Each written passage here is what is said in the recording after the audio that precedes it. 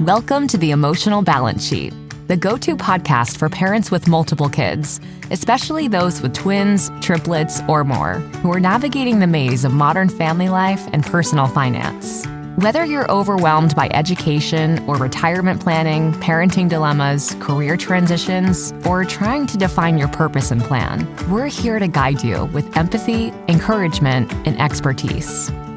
Hosted by Paul Fenner, founder of Tama Capital, a certified financial planner and parent to 4 kids, including a set of triplets. Our podcast is your ally in the quest for financial peace of mind, proving that money matters, but family comes first.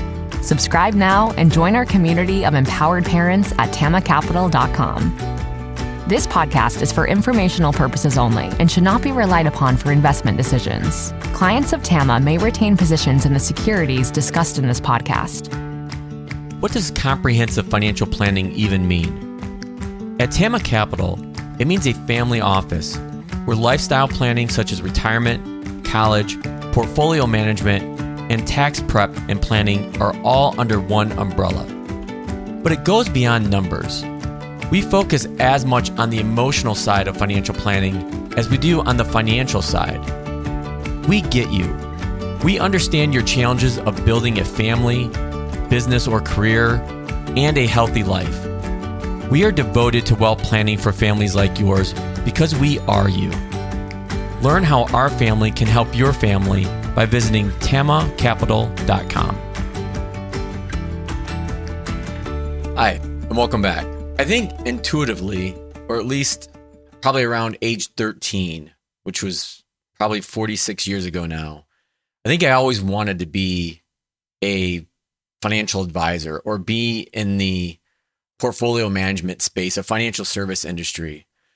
But one thing I definitely knew I did not want to do was be a father.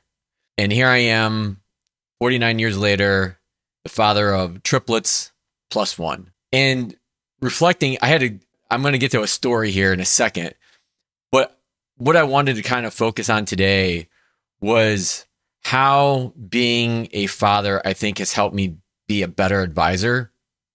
And let me illustrate that with a story.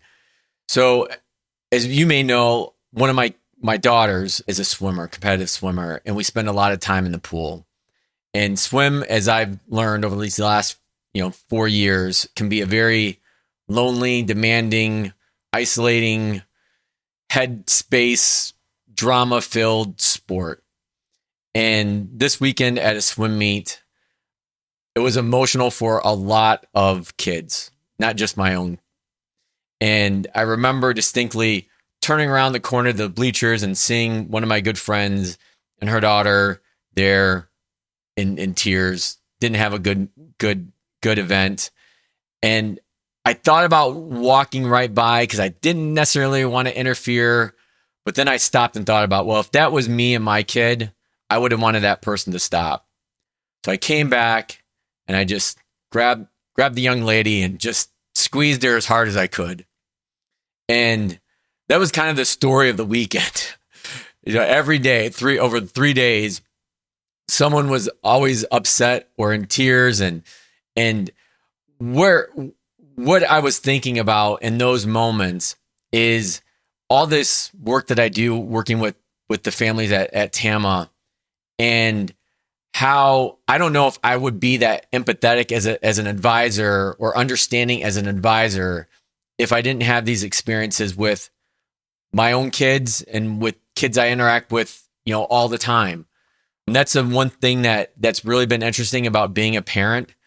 You hear the phrase, it takes a village. Well, it literally does. Whether you're a single parent, household with mom and a dad or partners, 1 kid, 2 kids, 3 kids, 4 kids, 5 kids, it doesn't matter. I think you get into this environment where you're having conversations with other parents, leaning on other parents, they're leaning on you. And that's besides all the carpooling that we do and trying to coordinate, getting kids to where they need to be. But when I try to connect these dots of being an advisor with being a dad, I think having these emotional conversations I do with people around not just their money, but their personal lives as well. Because as I've often said, our emotions drive our financial decisions. Our financial decisions help drive our emotions. And, it's easy for me to sit and lecture somebody about not saving enough or spending too much. But what I've learned over the years with a lot of research and help from my psychology friends is that obviously that doesn't work. What does work is sitting down and understanding where that person is coming from. What's their money story, if you will? How did they grow up with money? And how's that impacting their decisions now? How's it impacting their decisions with their spouse or partner? How is their financial, decisions impacting the lives or the relationships they're having with their kids? And I think all of that is amplified in today's world with social media. You can see everybody's highlight reel on Instagram or Facebook, TikTok, which is one of the reasons why I'm not on any of those platforms.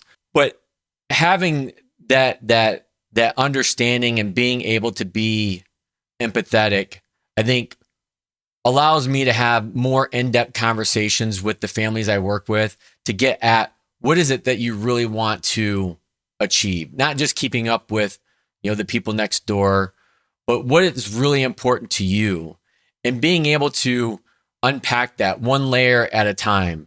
Just like when I'm having a conversation or consoling a kid getting out of the water, what happened? What were you thinking? What was going through your mind? How were you feeling physically? And then reminding them, trying to connect these dots where you're not always going to have your best race. I think of it as expectations as well.